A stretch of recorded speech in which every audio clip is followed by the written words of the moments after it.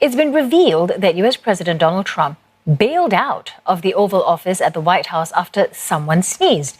It's said to have happened in April while Mr. Trump was still downplaying the dangers of COVID-19. I was in the White House a couple of days ago, a meeting of 10 people in the Oval Office, and a guy sneezed innocently, not a horrible, just a sneeze. The entire room bailed out, including me, by the way. Mr. Trump is yet to respond to the latest recording released by journalist Bob Woodward, who interviewed the president 18 times for his upcoming book. The president has already accused Mr. Woodward of doing hit jobs on everybody after it was revealed that he knew as early as January how lethal COVID-19 was.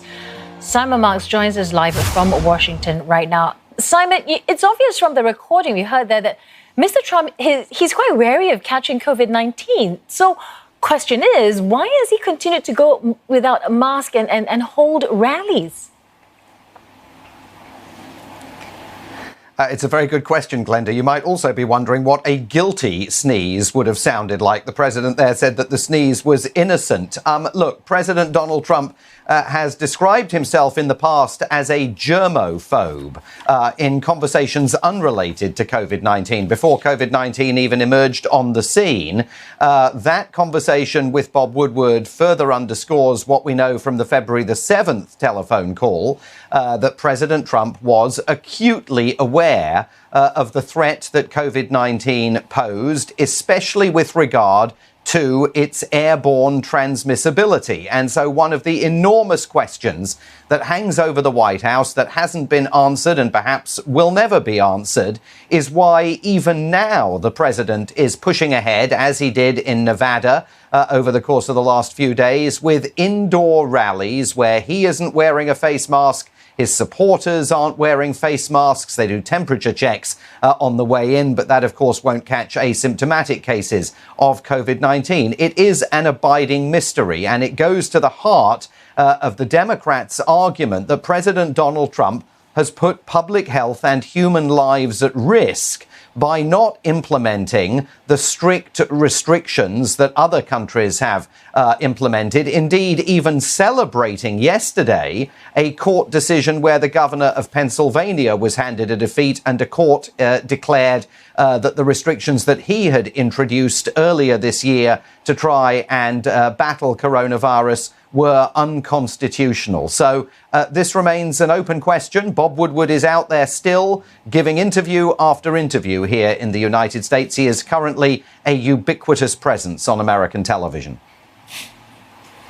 Yeah, it's not his first book on the president, Simon. There have been other tell-all books as well by other authors or those close to the president. Mr. Trump, and they're not flattering for the president either, but are they likely to hurt his re-election bid?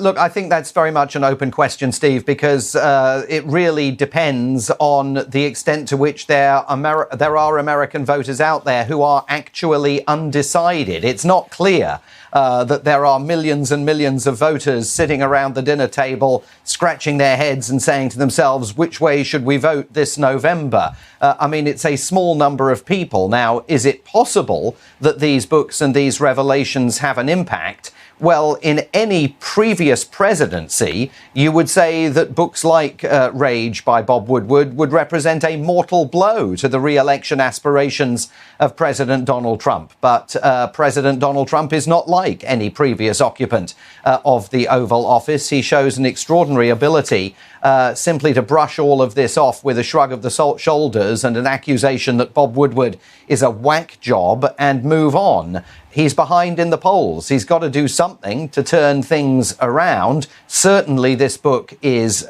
problematic in that regard. But we've still got, just under 50 long days between now and President Donald Trump's date with political destiny. Yes, and we know you'll be keeping an eye on it for us. Thanks very much, Simon Marks, speaking to us from Washington, D.C.